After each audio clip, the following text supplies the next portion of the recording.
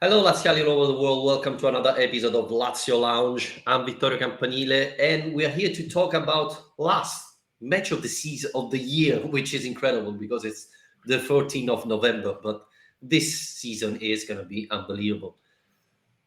Bad defeat against Juventus. We knew it would have been a complicated match without Ciro Immobile, without Manuel Lazzari, without Zaccagni, without Patrick. But as a 3-0 is probably too harsh for Lazio.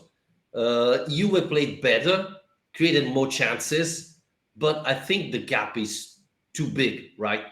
3-0, Sari said it as well. It's a little bit too much for this match, for this team. Do you agree with what Sari said after the match?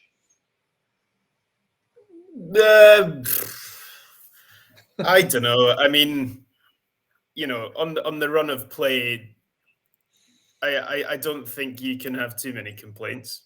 I mean, it doesn't really make that big a difference at the end of the day because Juve deserved to win this game.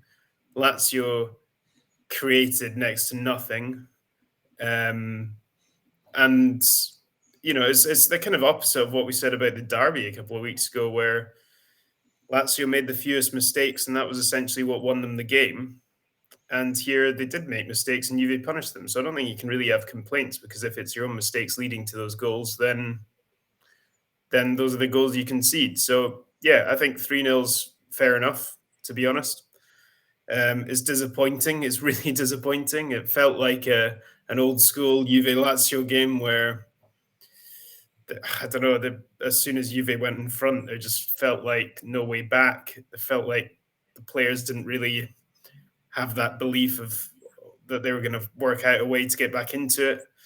It felt a bit like they were resigned to their fates a bit. There wasn't. I think Sarri was a bit too slow to react or kind of change things because it wasn't really working out there. So yeah, no, I think it's a deserved defeat, to be honest. Shall we talk about Milinkovic-Savic? Because in the last month or so, the best match Lazio played was when Sergej was out, the derby. When he came in, he was bad against Salernitana, bad against Monza, and terrible last night. Not only last night he didn't do pretty much nothing, but the first goal of Juventus come from a bad mistake from Milinkovic-Savic. Is it the World Cup? Is it a lack of form or just a period? Or do you think there's something else? I think I have a feeling the World Cup will play a part because, a lot of players will be worried at this stage about picking up injuries or ahead of the tournament. It's completely new for everyone, so no one really knows how to deal with preparing for a mid-season World Cup, and there's so many games as well. So I think there's a chance that's playing on his mind a bit, a little bit of doubt perhaps in throwing himself into games with the same vigor that he previously may have done.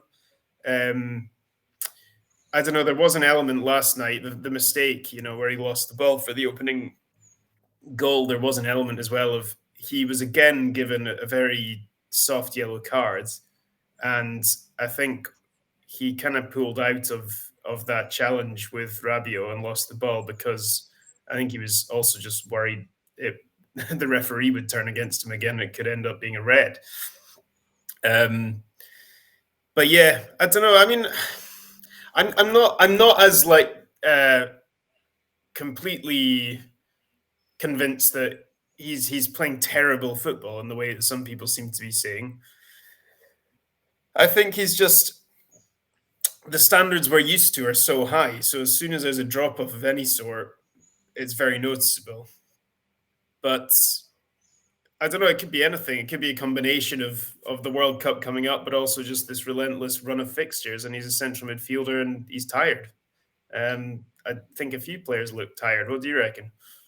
Well, yes, I would say that yesterday probably Lazio wasn't helped by key players playing yesterday. I mentioned Milinkovic-Savic, but even Felipe Anderson probably had the worst match of the last month or so. But what I would add is that Felipe Anderson played in what is not his original position. So you can imagine that sometimes he can struggle, while Milinkovic-Savic was playing in his best position and didn't play that well. Mentioning mistakes, I watched it 5-6 times already, and I don't understand what Provedel is doing on the first goal. Stay in goal, don't get out. Ken will never score. Never. I think it's Casale that is recovering. You give him another meter or so, and Casale is back to block Ken. Where the hell are you going, Provedel? Yeah, and this is the thing. There was a few individual mistakes in this match. Like I was saying, the Milinkovic losing the ball for the first, Cataldi losing the ball for the second, Provedel going, I don't know where he was off to. Maybe he was off to the shops for the opening goal as well. I don't know how you feel about the second one with Provedel. Should he have done better with the save, or is that up to the Lazio defense to be reacting quicker? And then the third goal as well. I mean, there was all sorts of space that Juve were getting down that left-hand side. Interestingly, Gila brought on as a right back, which we haven't seen before. Not totally convinced about that, but we'll see. So yeah, I mean, I think the Provedel one stands out, like you say, but I wouldn't want to blame the defeat on him, because I do feel like there were quite a few different individual errors around the park. And actually, that's probably even what makes things worse, right? We could have blamed Milinkovic-Savic. Instead, it's Milinkovic-Savic, Cataldi, Felipe Anderson, Provedel. I mean, we have so many players to blame that it's easier to say, okay, Luca Romero played decent. What else? Romagnoli did his job. I mean, there are fewer players who played well as expected, rather than players that didn't perform yesterday. Yeah, and well, the disappointment for me, I mean, it is easy to say, no Lazzari, no Zaccagni, no Ciro. This is a weakened Lazio team, and yeah, that is true. But we've just been speaking about the fact that this Lazio team have been capable of putting in good performances and also in big games with a weakened team, and so there's no reason they shouldn't have been able to do that in this game. Okay, they lost 3 starters this time instead of 2, which does make a difference, but 4. Patrick, I mean, come on. Well, yeah, okay, 3.5. Patrick, don't listen to you've still got a good enough team to put out a far bigger fight against a bang average Juventus team than they did last night. And yes, this is a Juve team that is now picking up results, and it's relentless in defense and so on. But the thing that did frustrate me was that I just felt like Lazio were bullied in every area of the pitch. It wasn't just that there were defensive mistakes. It was that there were defensive mistakes, goalkeeping mistakes. The forward line offered next to nothing in attack. And worst of all for me was the way that the midfield was outplayed, because that was one area of the pitch we weren't short. We had everybody available in midfield. Milinkovic-Savic was there. We could have picked Vecino or Basic. Luis Alberto came on off the bench. Cataldi was available. Antonio was available. It was a full selection of midfielders available for that match. Slightly surprising to see Basic start, but still they were bullied. They were unable to, kind of control the game in the way that they liked. And even though there was a lot of possession in this match for Lazio, they kind of struggled to really do anything with it. So I don't know. I feel that the midfield was a bit of a letdown, to be honest, and not just Milinkovic-Savic. I think just the whole way that the team operated. I was surprised to see Basic starting, honestly. He wasn't that bad. But again, don't remember anything particular from Basic's performance, which, judging from Cataldi and Milinkovic-Savic performance yesterday, it's probably better, because I remember both for mistakes. Surprised by Basic. Surprised to see Luis Alberto coming in. Maybe it was his match to start against a lack of midfielder with not that much talent, talking about Juventus. I think this is the first time where Sarri changed all three midfielder, because even Marcos Antonio came in the end, at the end of the match. Do you think it was Sarri not getting what expected from the midfield, or simply giving up and say, okay, it's over. Let's give minutes time to Marcos Antonio? I don't know. It's a strange one because I think the first change was Vecino coming on for Cataldi, if I'm not mistaken, and Gila coming on as well. And it felt a bit like, okay, we need some more physicality in this pitch because we are getting bullied. We're getting pushed around by a big Juve team, and so it felt like that was the way he went. And then suddenly Antonio's coming on, and if there's one thing that guy isn't bringing, it's physicality. So I don't think Sarri had his best game. I feel like he was a bit slow to make the changes in the first place, and then the ones he made didn't really have a big impact on the game. But yeah, I mean, essentially when it comes down to it, Juve were clinical. They were solid defensively. They were aggressive.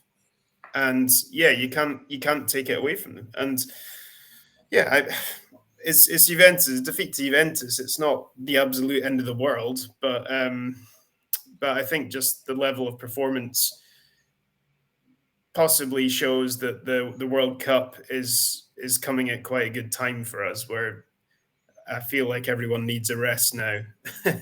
Yes. Yeah, absolutely. I mean, we have 4 key players out, and I think that had a huge impact yesterday. Romagnoli and Casale played the last 4 matches in a row, I think, if I'm not wrong. You don't have that many substitutions there. Isai started the last couple of matches. Maruzic is always playing. I think mentally the team was not focused, but didn't have the same energy we saw them play, like, for example, in Derby, etc.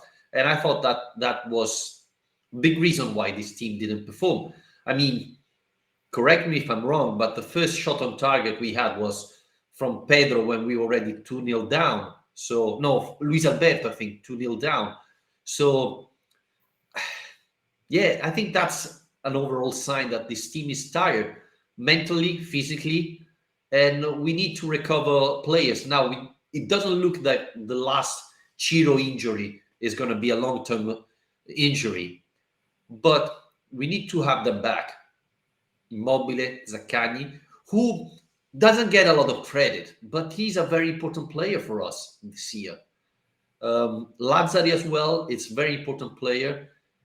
Patrick getting the rotation, right? So, yeah, probably it's the best time for us to get back all these players.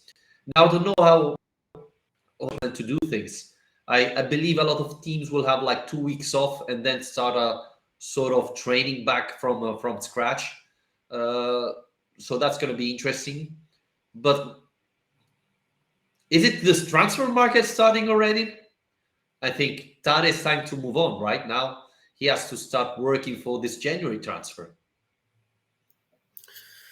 Well, I was reading some of Sarri's comments this morning, and yeah, they're not exactly encouraging, are they? They don't fill you with much hope that this January is going to be any different to previous Januaries. He's essentially said that, although he's got a lot of ideas about things that he would like, Lazio have a history of not doing anything in the market or doing very little. And yeah, of course, he's right. I mean, it's something we talk about all the time. It's the most underwhelming time of the year, probably, is the January transfer window as a Lazio fan. I think that a left back has to happen sooner or later, though, because the Vice Immobile question is we've covered that one off, and I think everyone knows how we feel about that for a while now. We both definitely agree that we need a Vice Immobile, regardless of how well Anderson has done filling in.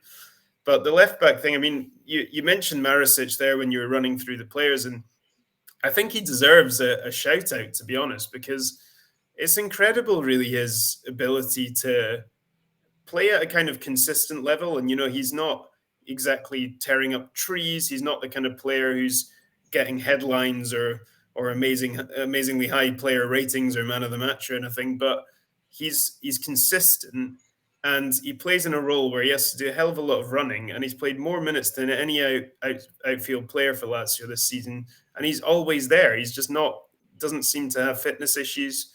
So it's pretty amazing the engine he's got on him. But we do need alternatives there. If we're having to play Mario Gila as a right back at the moment to try and shuffle things around, it goes to show there's a scarcity of fullbacks, and Marisic himself isn't a natural left back anyway. So I do feel like that's something Sarri's highlighted time and again, and really January would be a good time to address that issue. But I don't know, do you have any hope that Lazio will hand him it? Because you look at the league table now, we're fourth. We're where we want to finish. Yeah, okay, it's very tight in there, but we are fourth in the standings, which is where we want to end up at the end of the season. But to achieve that, I don't think you can just sit back and be happy with what you've got. I think you need to be able to take this as an opportunity to review where you are and try and improve on the areas that need improvement. I just don't know if Lazio will see it that way. Well, the problem is that we should be happy of this part of the season, but we know that Milan, Inter, Roma, all the teams we are fighting against will sign one or two players in January. So they're going to improve compared to now, while we know that Lazio won't do anything. So we are happy now, but because we're probably better than a lot of other teams, but this will change definitely in January, when the other teams will sign players and we will stay with the same squad. So this is the biggest issue. The other thing is Alasdair. No, thank you. The other thing is, you were mentioning Marusic. Do you remember the first couple of years of Marusic at Rome? He was getting injured every single week. So don't know what happened, but that's something we don't need to forget. I mean, this year, Lazio is getting injured a lot, and this is a problem. Isai is playing, and let's not forget how Isai played last year, because this year is completely another player. But we need someone else there. Left back, right back, I don't care, but we need one. I think Radu is not going to play anymore. He's there like a mascot. Yeah. I was thinking, because he's always there, what's going to happen? I mean, why didn't Kamenovic come in? I mean, he's always on the bench. Isn't he a left back, something like that? Why he's not playing? I mean, nobody ever asked Sarri this question. What is Kamenovic doing? Why is he not playing? Why do you call him every Sunday if he's not available or is not in your list? Because then people can come and say, hey, but you have Kamenovic, you have Radu, you have players there. Yes, but go and check. Kamenovic, 0 minute. Radu, I think he played once against Michelin, was a disaster. And since that match, I don't think he played anymore. So, yeah. Man of the match in the derby. Yeah, absolutely. Let's not forget that. But, I think it's more important to get a left back or a right back rather than a Vice Immobile at this moment. Yeah, probably. I mean, the defense has been obviously one of the big success stories of this season, and we can't forget that. But that doesn't mean it can't improve still, and that's an obvious area of the team to improve it. And actually, it's not even really just talking about the defensive side of the game. I think Sarri's made the point before that having a left-footed player on the left side of defense actually helps you in building your attacks as well. Because at the moment, things do break down on that side of the pitch. When it comes to fullbacks, it is Lazio who's doing all the attacking, really, because Maricic isn't really capable of bursting down the left wing and whipping a cross in on his left foot. It's quite easy for teams to defend against because they know he's going to cut inside every time. So I think it would be very sensible to have a rotation. Parisi is a guy who's been talked about for a year now, and I just feel like that's the kind of transfer Lazio would only really organise to happen in the summer. I can't really see that kind of signing happening in January. It's a very opportunistic market, obviously. I mean, it depends who's available where, what the contract situations are with clubs. I think the problem with this with Lazio is that they love cheap deals, obviously, and rightly so. It's a good way of operating. But the problem is, I think if you're going to be smart in January, finding players whose contracts are running out and paying reduced fees for them as a result is a decent way of doing business. But Lazio, I think, will always be more tempted to do the, okay, well, why don't we just bring them in for free in 6 months' time route? But yeah, the problem being this season, things are so tight. You can throw a blanket over 6 teams really chasing that top 4 spot. And you have to invest for success. They've already invested a lot in the summer, and that it was a great mercato, and we give them a lot of praise for that. So it would be fantastic to see the club follow up that level of commitment to the Sarri project, that level of ambition and investment by doing something similar in January. Because that's the thing. The summer was something new, really, wasn't it? It was like that they were actually going out there, bringing in the kind of players Sarri wants, improving the squad depth, and they did do a really good job. So if that's a sign of things changing under Sarri and the kind of commitment they have to him and the confidence they have in what he's trying to build, then I think we want to see that in January as well. Do you think it could be a different January in the sense that there's the World Cup before? If Milinkovic-Savic shines, maybe a big team could come in January and offer a lot of money. And then there is the Luis Alberto situation. This year is completely different. I think this year, really, Luis Alberto could leave. And again, you have to see the money they are offering. But especially in Spain, I think Luis Alberto could have a decent market. He's not a key player anymore. Let's be honest. Again, yesterday he came in, didn't do that much, to be honest with you. With that money, Lazio could sign Luis Alberto replacement and maybe a left back. So this could really be completely different. On the other side, losing both, do you think it's be too difficult for Lazio to keep the same level in the second part of the season? Will it take time to adapt with new players, or the impact Luis Alberto had was so minimal that it won't change that much? I think, first of all, there's no way Lazio are going to sell Milinkovic-Savic in January. Not a chance. After all this time and all the interest in the bids they've had in the past, there's no way they're going to get rid of him mid-season. Alberto is an interesting one. It's a story that keeps coming up time and again. I wouldn't be that surprised, but I think, again, we might find an issue between the kind of money Lazio are wanting for him and the kind of money there really is realistically going to be offered for him, because I think there will be a discrepancy there.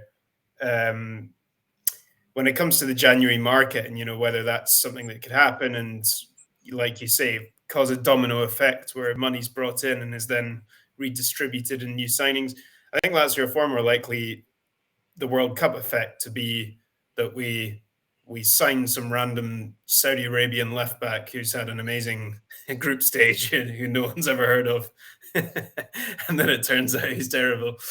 That's the other trap you need to not fall into after World Cups, is the World Cup transfer market effect of the random World Cup players. So yeah, I don't know. I think Alberto, he still has an important role to play in this team. I'd still much rather wait until the summer to get rid of a player like Alberto because, yes, his role has been reduced this season, but he still is such a quality player to be able to bring on at difficult moments in the game. He's been very effective at times as that kind of second half substitute who's able to change a game.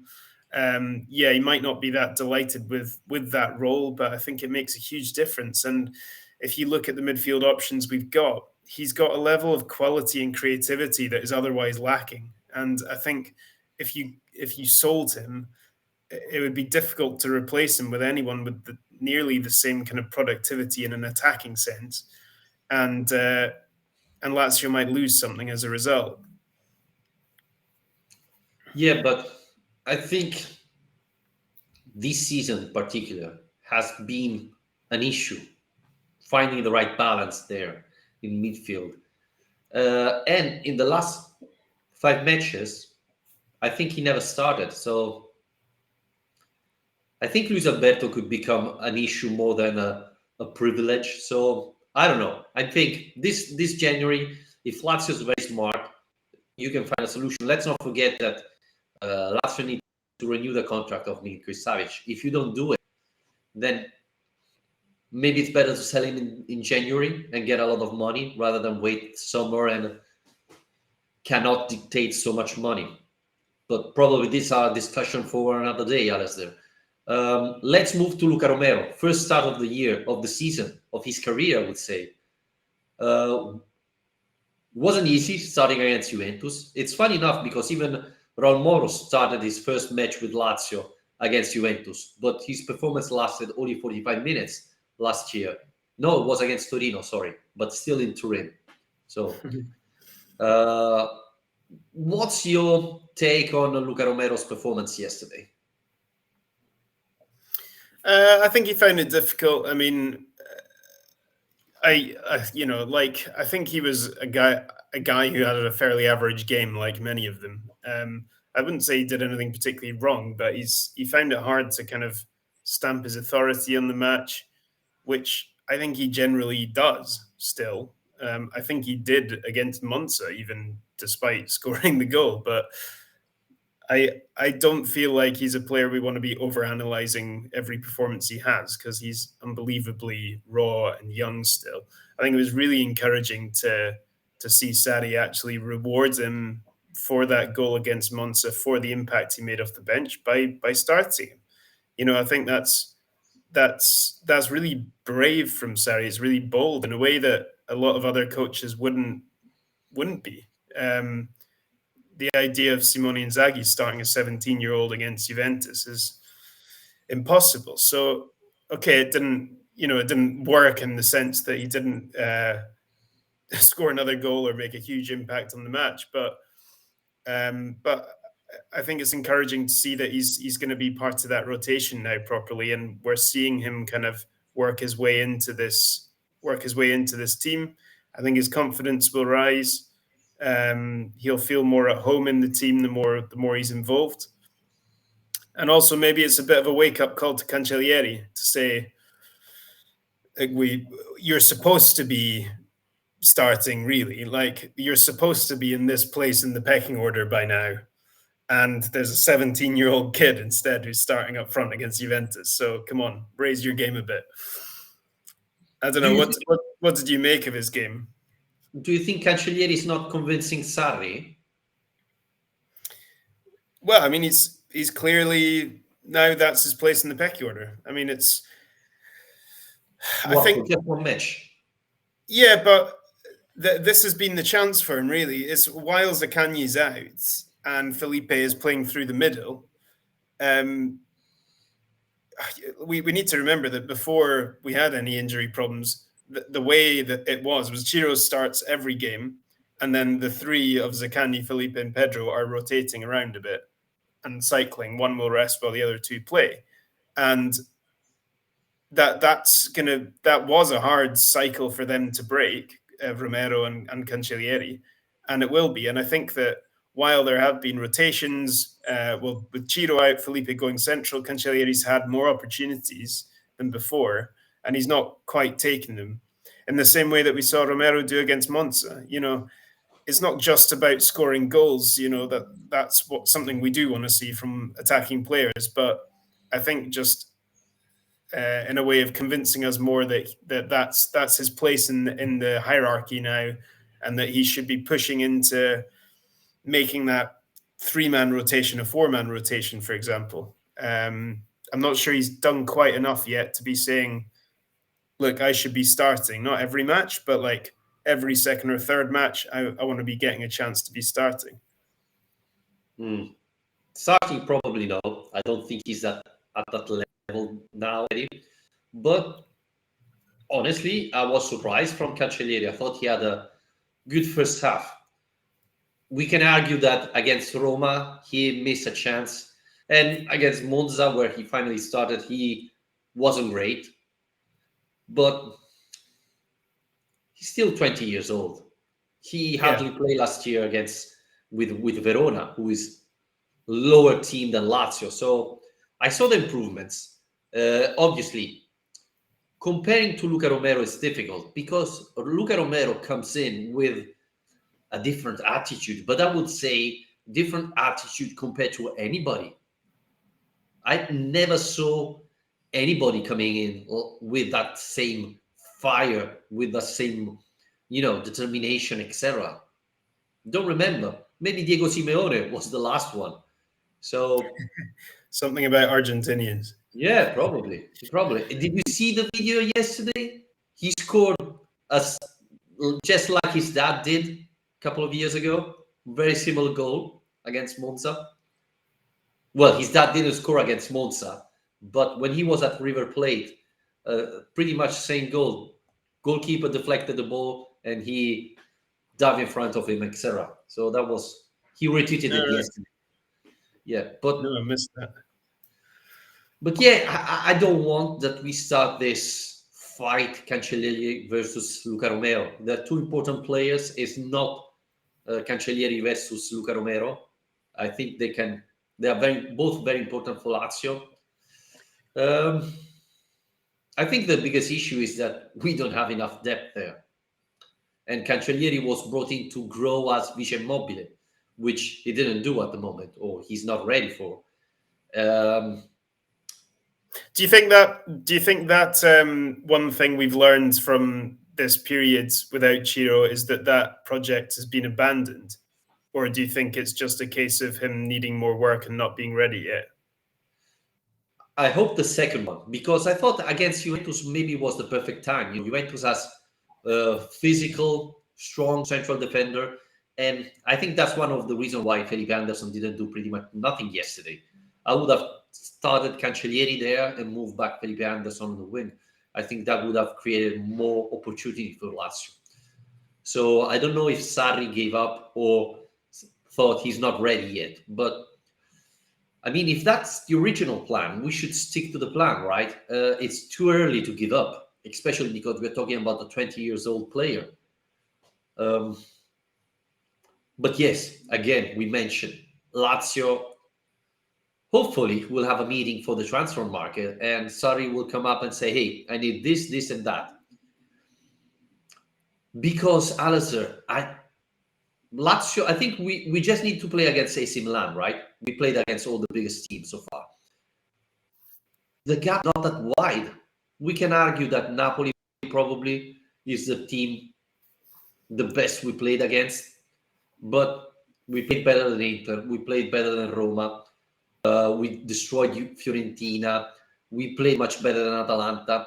Yes, we lost against Juventus, but we had so many players out that I think we want two good signing. Obviously, we don't need to sign Alfaro again, but we want two good signing.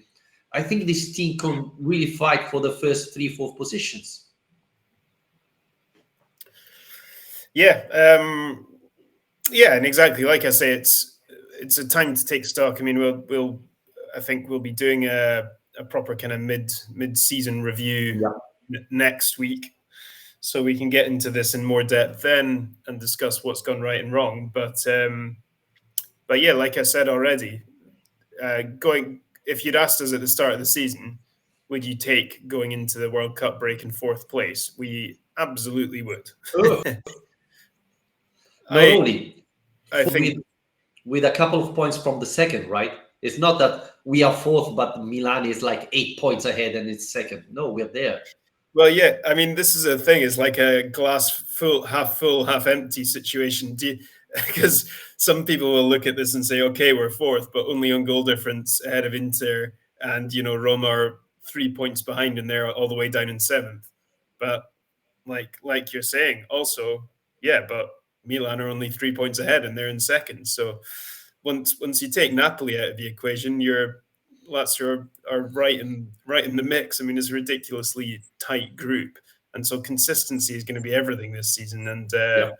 And yeah, I think the break definitely come at a good time. It was a poor performance yesterday, but yeah, a few players out, and hopefully by the time we get going again in January, there'll be full strength squad available, and most of whom will be well rested. But good luck to Sergej at the World Cup. Good luck to Matthias Vecino. Who else? Have we got anyone else going? I don't think so. No. Yeah, so we'll be following them along and wishing them good luck. Alasdair, before we wrap it up, the day before the match, Lazio did this interview to present the match with Maximiliano. I still didn't understand why they interview Maximiliano. He's not playing. He never played against Juventus. Why? I saw that as well, and I didn't read the interview, but I just saw the top line was something like, "Oh, I'm in Serie A, I've learned so much," or like in it, "Oh, I'm amazed by what it's been like in Italy." It's like, how do you know though? You played. How much did you learn in those 6 minutes before you got sent off? Yeah, it's a slightly baffling story. I think World Cup break may be coming at a good time for Providel as well, because after an incredible start, he's not been quite so hot the last few matches. And I think if his form slips, Maximiliano will very soon be making a case to be involved. So, yeah, I think hopefully second half of the season we can actually see him play for more than 6 minutes at some point. Do you think that interview put pressure on Providel yesterday? That's why he made a couple of mistakes. I can't imagine he really cares, to be honest. It was a joke. Don't worry. Anyway, thanks, guys. Thanks for listening again. We'll be back probably next Monday if Busy McKenzie is available, just to do a sort of half a season review, even though it's still not half the season. But we'll do a sort of first half of the season for Lazio. Who is playing well, who has been not performing as expected, and best matches so far. So don't forget to follow us even next week. And thanks again, Alasdair. Thanks again, everybody. And we're going to be back next week. Ciao. Ciao.